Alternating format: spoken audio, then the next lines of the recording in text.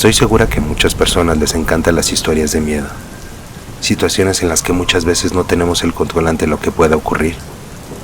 Esto que me pasó trata de cuando tenía 17 años. Espero que puedas leer mi historia. Hablamos del año 1986, una época muy complicada para la Ciudad de México. Tenía pocos meses de haber sido sacudida por el sismo del 19 de septiembre. En ese momento solo me dedicaba a estudiar.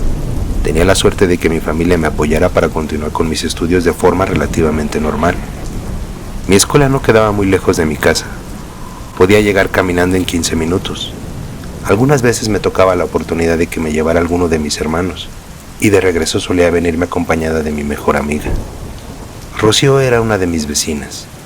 Teníamos una buena amistad desde que éramos pequeñas. Su familia se encontraba al final de la calle. Sus padres mantenían una buena relación con los míos, lo cual generaba un excelente vínculo de confianza. Lo malo era que nunca podíamos llegar juntas a clases. Estudiábamos en el turno vespertino y desafortunadamente mi compañera tenía que trabajar para ayudar con los gastos. Sin embargo, eso no le impedía resaltar como una de las mejores estudiantes de toda la clase. Recuerdo que ella me ayudaba bastante con las materias relacionadas a las áreas matemáticas. En general era una alumna muy destacada. No comprendo qué la obligó a cambiar su camino. Mucho tiempo nos cuestionamos sobre su comportamiento. Creo que siempre influirán las personas que conocemos en nuestras vidas, pero esto fue lo que lo cambió todo. Una tarde durante la clase de química, la maestra nos presentó a un nuevo compañero. Su nombre era Alberto. Era el hombre más atractivo que jamás había visto. Todas mis compañeras no querían dejar de mirarlo. Alberto saludó a todo el grupo con gran entusiasmo. Dijo que se acababa de mudar a la ciudad. La maestra le pidió a Rocío que le compartiera los apuntes de su materia. El curso tenía unos meses de haber empezado, faltaba poco para los exámenes, y que sería bueno que todos le diéramos una mano en lo que necesitara, para que no le costara mucho trabajo incorporarse con los demás profesores. Alberto era un chico demasiado simpático. Era una persona que siempre tenía buen tema de conversación. En poco tiempo nos había demostrado que también tenía excelentes cualidades académicas. Todas estas características que te escribo son demasiado importantes. Te ayudarán a comprender mejor el contexto. Rocío estaba más que impresionada con él. Creo que todas las chicas queríamos ser su novia, aunque la afortunada terminó siendo mi mejor amiga. Al principio todo le iba de maravilla.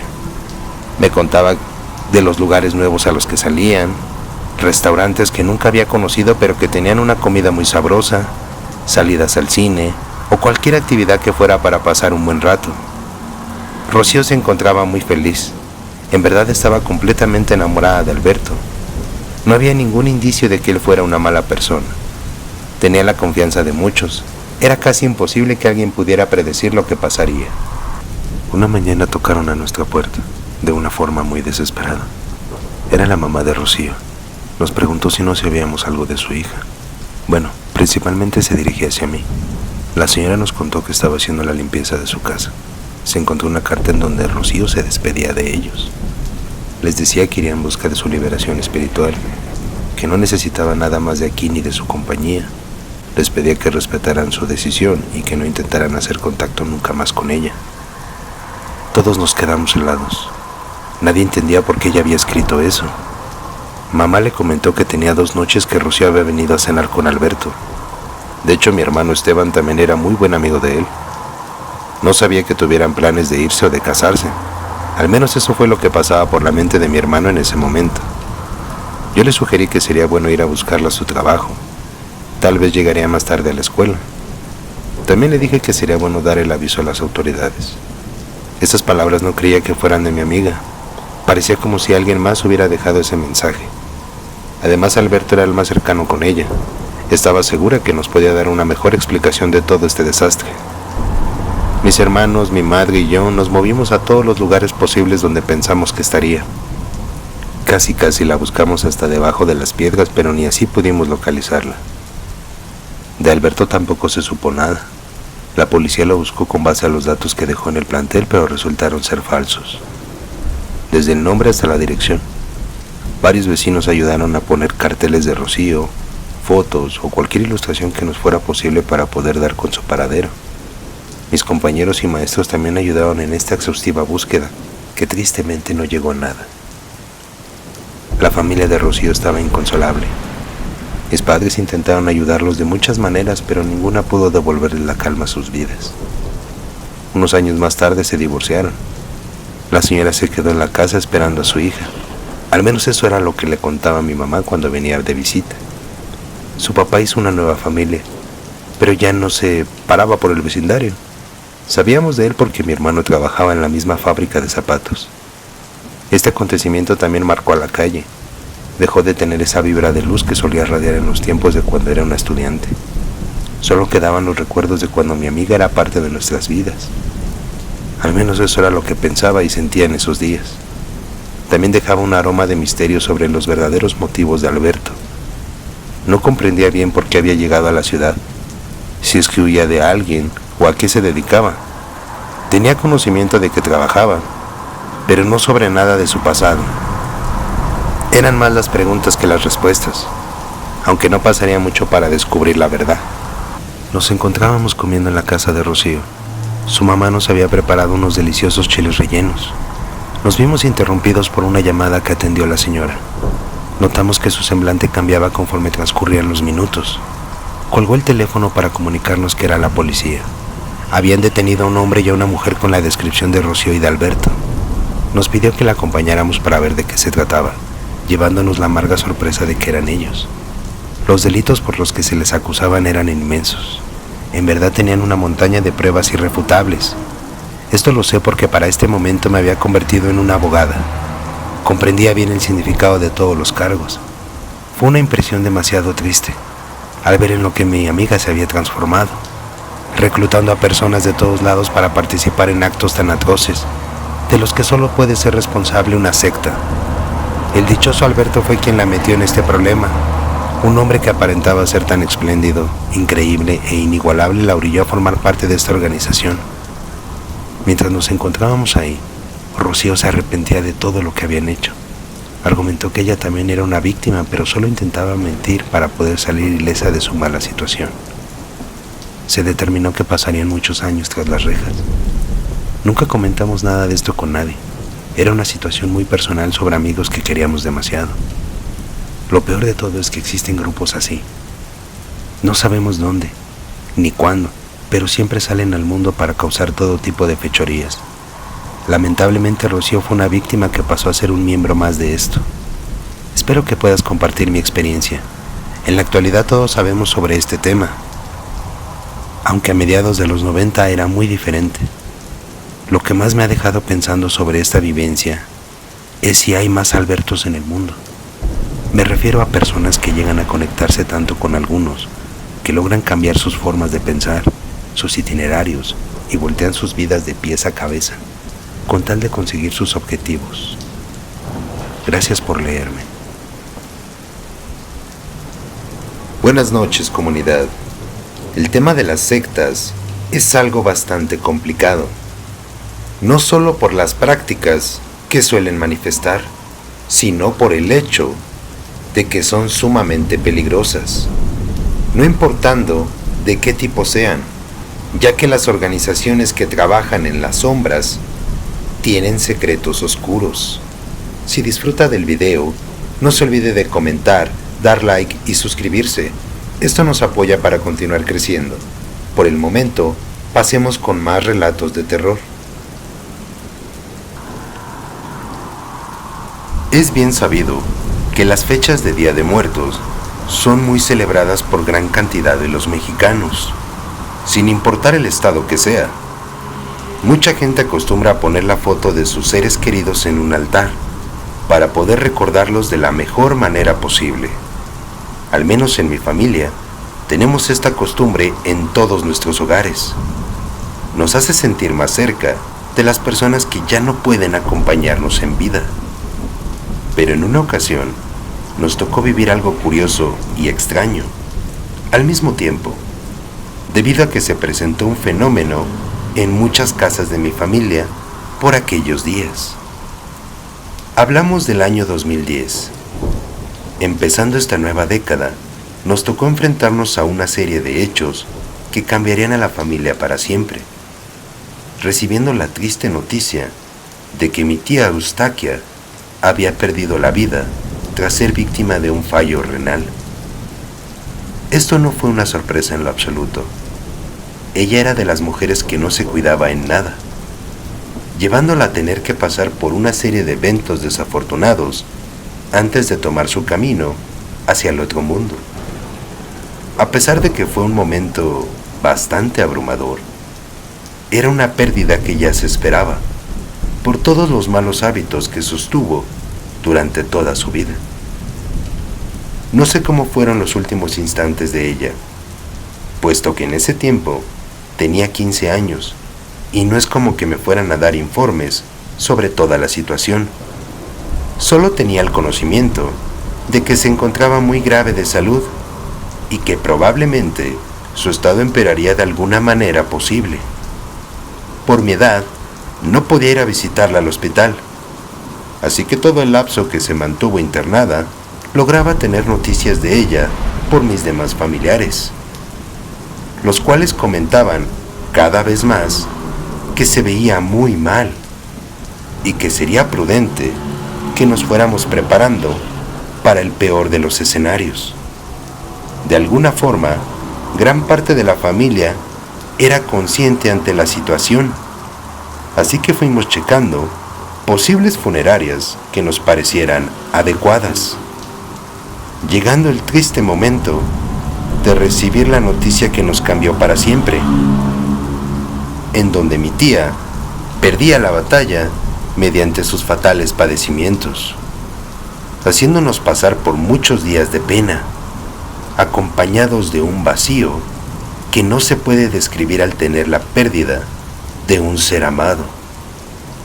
Ella podrá haber sido irresponsable con su cuerpo, pero no le quitaba méritos al ser una mujer muy buena con todo el mundo, tras ayudar siempre que podía. No importando que fueran miembros de la familia, conocidos o algunos extraños que se llegaron a cruzar por su camino, ella siempre extendía su mano en apoyo para salir de una mala situación en donde cualquier problema que acomplejara a esa persona, con tal que puedo decirte que en el grado de su velorio estuvo lleno de muchísima gente, la cual quiero pensar que estuvo ahí para despedirla de buena manera, mostrando su respeto ante una persona extraordinaria en sus días de gloria. Después de llevar a cabo nuestras costumbres, ante estos momentos, todos tuvimos que continuar nuestras vidas de alguna manera, asistiendo a sus trabajos o escuelas correspondientes. No es como que pudiéramos poner pausa a todo para sobrellevar mejor nuestro duelo, pero teníamos algo muy claro dentro de nuestros pensamientos, en donde muchos habíamos conversado que debíamos de dedicarle más ímpetu a la ofrenda de este año, para de alguna forma hacer que mi tía no se sintiera tan sola o alejada de nosotros, puesto que ella perdió la vida tan solo 15 días antes de estas fechas. Así que sin tener que hablarlo mucho, varios familiares compartieron buenas ideas para que cada quien le hiciera un altar con algo especial para mi tía, colocando desde sus platillos favoritos, sus vicios que más quiso en vida, y hasta una prima, recuerdo que pondría la música que más le gustaba en una radio que tenía. Para hacer algo que teníamos ya encima, nos logramos organizar muy bien, para hacerle saber a mi tía que ella siempre estaría con nosotros, sin importar dónde estuviese. Pero ahí fue donde ocurrieron cosas que no tenemos forma de darle una explicación, puesto que al reunirnos todos, a la semana siguiente de la semana de Día de Muertos, poco a poco, la familia fue dando testimonios de cómo pasaron cosas extrañas en sus respectivas casas, hablando desde objetos que se les llegaron a perder en sus ofrendas. Otros hablaron de cómo la comida se desapareció de la mesa. En mi casa nos tocó ver cómo varios cigarrillos no se encontraban en la cajetilla y de cómo habían movido muchas cosas más del altar. Fue increíble la cantidad de historias que todos teníamos por contar. A pesar de ser cosas extrañas o que carecían de un sentido, nadie se veía asustado. Era como si supiéramos que nuestros familiares vinieron a vernos.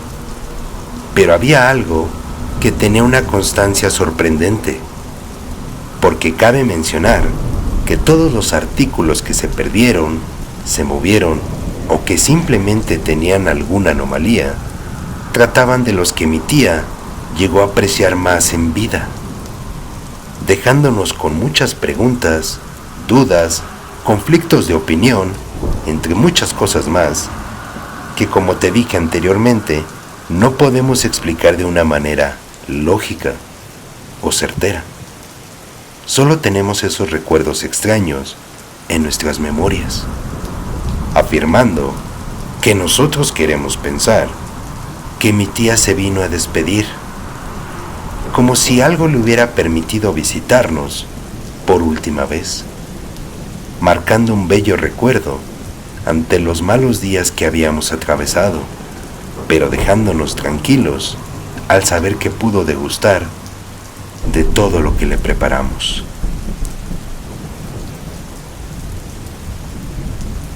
Creo que todos podemos llegar a ser testigos de fenómenos que no pueden explicarse de forma simple o común, pero es relevante mantener la mente abierta para poder comprender lo que estas personas han decidido compartirnos esta noche. Te agradecemos por acompañarnos en estas historias aterradoras.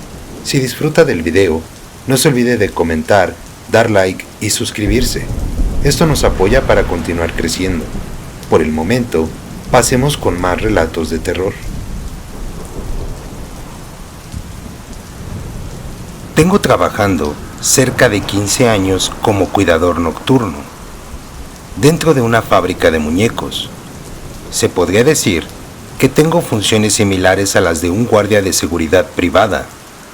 Tal vez parezca un oficio pesado a simple vista, mas no siento que sea algo tan complejo. Me refiero a que cualquier persona responsable puede ejercer esta labor, siempre y cuando no se quede dormido en algún punto de la madrugada. Lo que me pasó se relaciona en este horario. Recuerdo muy bien que era un día domingo del año 2015. Como cualquier turno, tengo que hacer varios rondines en diferentes horarios, así como también en zonas específicas dentro del establecimiento. Me encontraba caminando por el cuarto donde guardan material dañado. Hasta donde sé, se supone que llegan a reutilizarlo, si es que no se quemó del todo. De pronto, escuché cómo cayó uno de los costales. En ellos tienen el plástico que te menciono, para poder generar nuevos muñecos. Pese a verlo en el suelo, no me asusté ni nada por el estilo. Solamente me tomó por sorpresa. Sé que a veces las cosas llegan a caerse si no se acomodan de la forma correcta. Además, tampoco me servía espantarme o quedarme asustado. Todavía me faltaba alrededor de 5 horas para terminar mi turno. Sin más, continué inspeccionando las demás habitaciones. En mi trabajo hay cámaras por todos lados, y los dueños pueden ver perfectamente si realicé mis vueltas o no. Por lo que, para no tener problemas, ignoré el asunto del costal, continuando con otras actividades que se deben de hacer.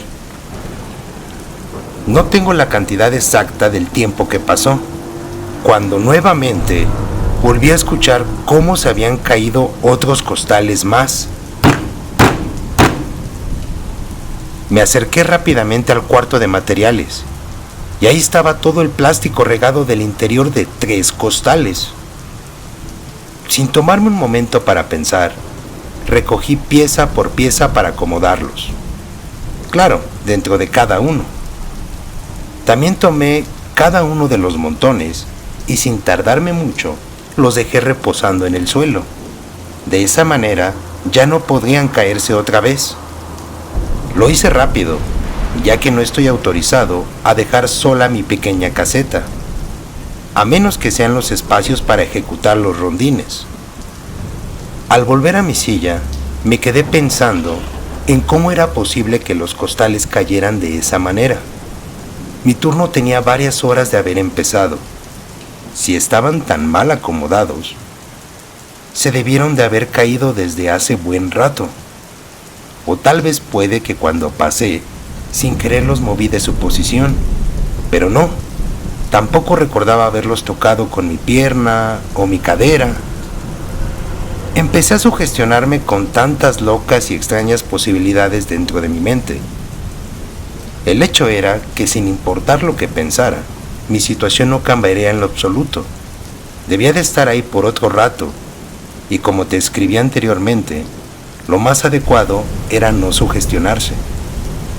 Pasó el tiempo, y afortunadamente no tuve que escuchar más ruidos extraños, o notar algo que estuviera fuera de lugar. Tuve la suerte de tener mis últimas horas con toda tranquilidad. Llegó mi relevo. Le pasé las notas de cómo había estado mi jornada, agregándole la situación de los costales. Le dije que no era nada grave, solo que sería bueno que le hiciera el comentario a los demás trabajadores de que los dejaran mejor parados, para evitar que se riegue el material por todo el piso. Él me contestó que así lo haría, y que también daría un vistazo a las cámaras, para ver quiénes lo habían dejado así.